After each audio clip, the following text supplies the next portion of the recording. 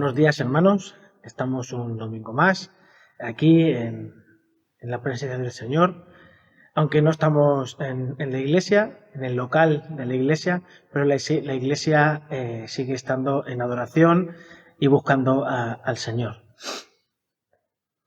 Quería compartir con vosotros pues, un sentir que no cesa de inundar las redes sociales en estos momentos.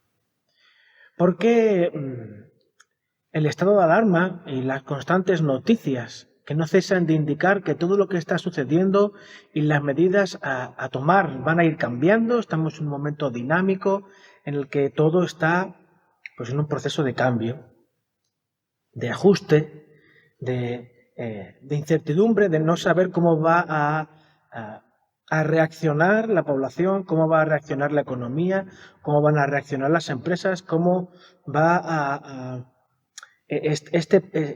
todas estas situaciones económicas van a impactar en la sociedad, cómo esto va a cambiarnos, porque posiblemente nos cambie nuestra forma de entender el trabajo, nuestra forma de entender las relaciones, los saludos, la afectividad, porque es algo que solamente ha sucedido en época de guerra. Y con todo y con eso, las guerras han transformado la sociedad.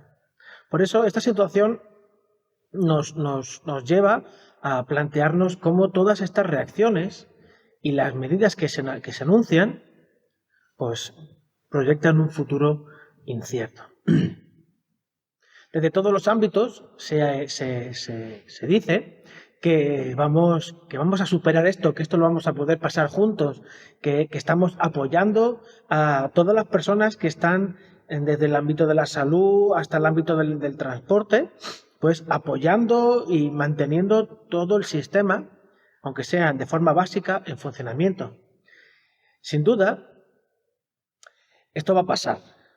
Como han pasado 1000 plagas a lo largo de la historia, como han pasado otras guerras y otros desastres. Pero la pregunta es cómo vamos a salir de esto. ¿Con qué medios? ¿Con qué herramientas? ¿Con cuántos muertos? ¿Cómo vamos a salir de esto? Y la verdad, hermanos, es que mi mujer y otras personas que han ido a comprar, que han ido a la calle, hablan de un estado constante de desasosiego, de temor, incluso en algún caso de pánico. Porque no se sabe cómo vamos a salir de aquí. ¿Saldremos? Sí. ¿Pero cómo? La incertidumbre de lo que vendrá es un altavoz de las preguntas e inconstancias e inconsistencias que todo ser humano tiene.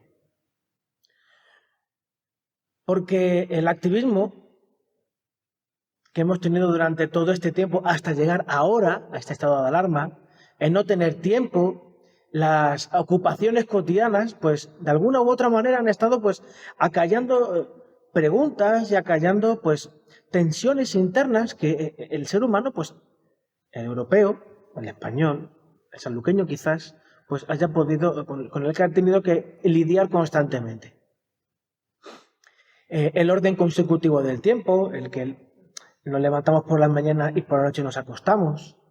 El orden de cómo suceden las cosas, los niños van al cole, otros van al trabajo, y si no vamos al ayuntamiento a buscar ayuda, etcétera, etcétera, pues trae a nuestra mente la ilusión de que todo va bien y de que todo está más o menos controlado. Nos centramos en nuestros hijos, en nuestros oficios, en nuestra familia, en nuestra estética, en nuestra salud, incluso en servir a la iglesia o en nuestro ocio.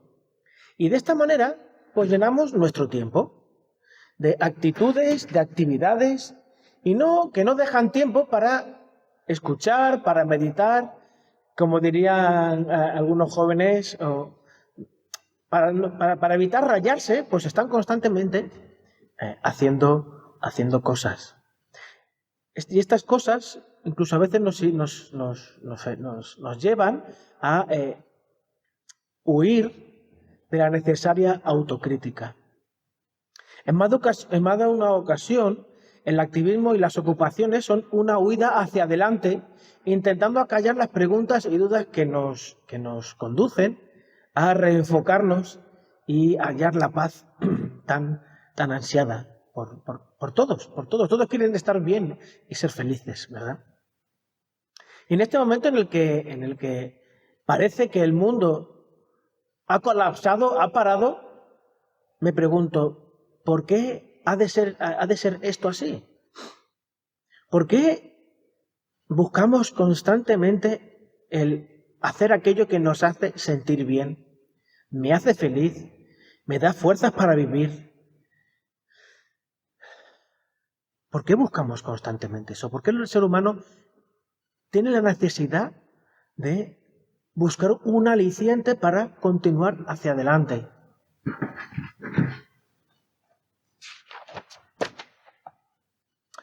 Por eso este tiempo nos pone a todos en jaque, en cuarentena emocional, física e incluso espiritual. Nos zarandea y pone a prueba nuestro carácter, nuestras relaciones, nuestra fe. Está poniendo a prueba la ciencia y la medicina y todas aquellas cosas que nos parecían estables y firmes. En tiempos como estos, el ser humano busca algo a lo que aferrarse, que sea estable, firme, seguro, inamovible, incluso eterno. Se habla del amor, se habla del amor como aquello que nunca se acaba. Sin embargo, constantemente vemos a nuestro alrededor que las relaciones de amor van de una a otra relación, van de una cosa a la otra, van de una búsqueda constante en este sinsentido. ¿Por qué hay que hacer las cosas así? ¿Por qué el ser humano es así? Si leemos el profeta Habacuc, es como si viviese en este tiempo. Si nos metiésemos en el capítulo 1, cosa que ya hemos hecho aquí en la iglesia, si nos metemos en el capítulo 1, es como si Habacuc viviese este tiempo de corrupción, de enfermedad, de una situación bastante estresante, en el que incluso aquello que nos podría parecer más firme, más seguro, como incluso es nuestra familia, nuestros padres, están puestos en peligro por algo que incluso nosotros mismos podemos ser colaboradores con eso que les puede hacer daño. Con todo lo que está pasando, si Habacuc estuviese aquí, él da una respuesta a las preguntas que hoy nos hacemos o que hoy nos hacen. Yo he tenido en esta semana una conversación por WhatsApp con una persona haciéndose estas preguntas. ¿Cómo es posible que esto suceda así? Y cuando profundizas, te das cuenta que las personas necesitan algo firme a lo que aferrarse, algo duradero, algo que realmente sea más fuerte que las propias emociones que uno pueda tener. Me gusta cómo el profeta Habacuc en el capítulo 3 describe lo estable, lo firme, lo seguro y lo eterno. Vamos a ir al capítulo 3 de Habacuc, no lo vamos a leer entero.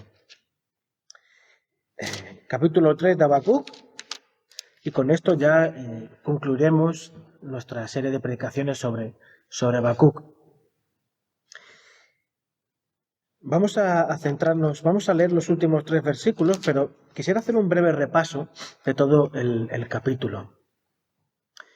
En los primeros versículos, Habacuc recuerda la grandeza, el poder y la capacidad creadora y creativa de Dios desde el principio.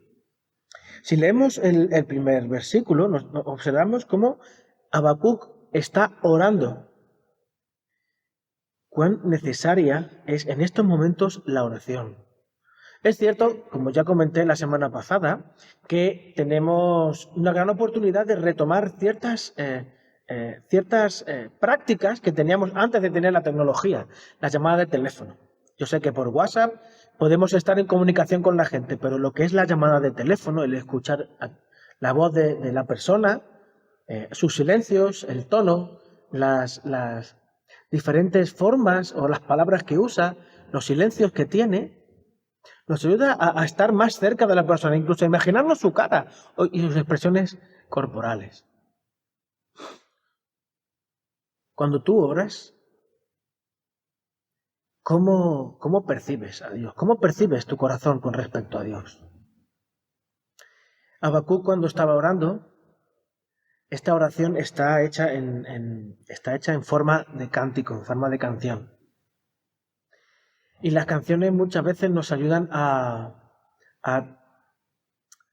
trascender las palabras, nos ayuda a que las palabras digan mucho más de lo que a veces una letra consecutiva a otra o las frases o las palabras juntas pueden llegar a decir.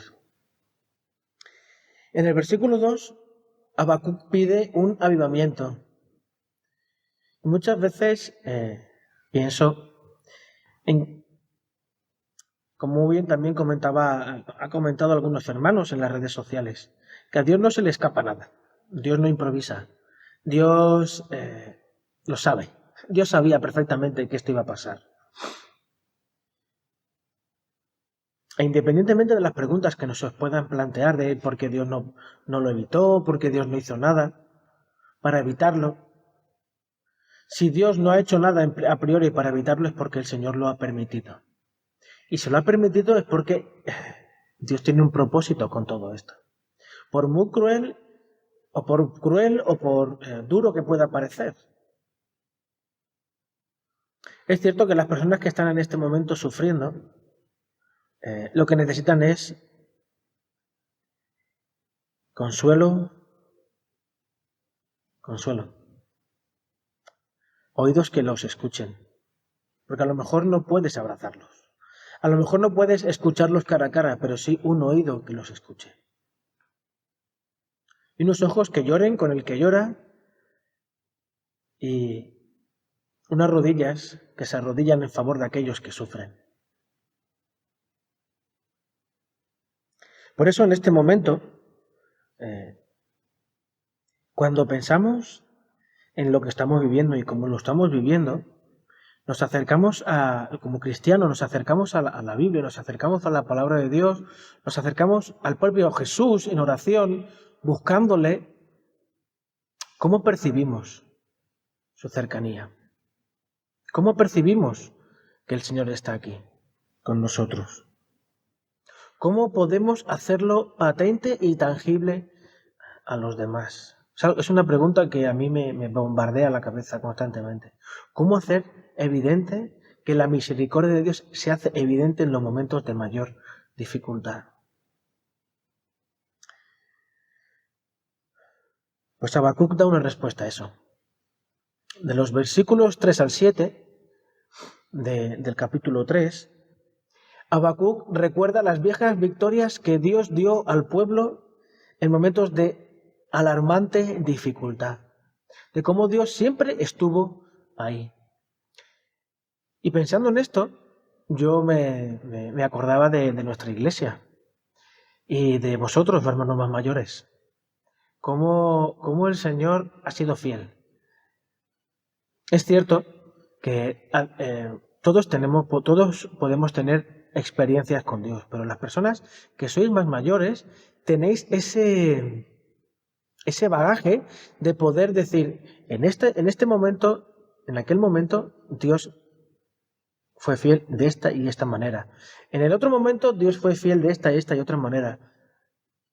Porque esos testimonios como Habacuc recoge, fortalecen la fe. Nos ayudan a entender cómo Dios está en medio de las situaciones sufriendo con el que sufre, porque Jesús es el mayor ejemplo de que Dios sufre con el que sufre. De los versículos 9 en adelante, Habacuc habla del pacto de Dios con su pueblo, de cómo el pacto, el compromiso que Dios hizo con su pueblo, hace que el pueblo provoca una creación de un pueblo.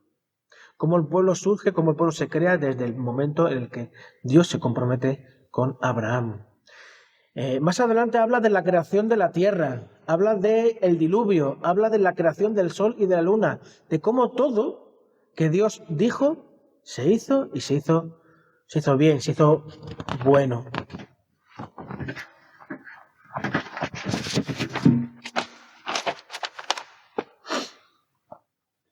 Todas estas proezas de Dios provocan la declaración final de Habacuc, versículos 17 al 19, que esto sí lo vamos a leer.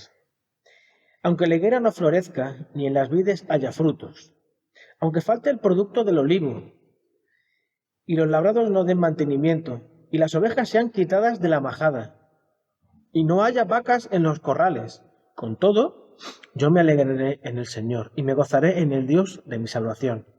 El Señor es mi fortaleza, el cual hace mis pies como ciervas y en mis alturas me hace andar.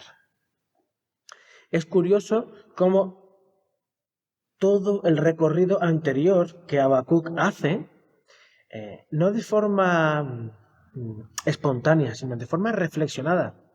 Habacuc está orando, no repitiendo meras palabras. Habacuc está profundizando y analizando, incluso siendo autocrítico de su propia relación con Dios y cómo él entendía a Dios y cómo Dios se le revela en estos momentos en los cuales el pueblo en aquel momento estaba pasando de gran dificultad. Por eso, hermanos, cuando el Señor nos da la oportunidad de poder pasar junto con Él estos momentos, aunque sean difíciles, sean complejos,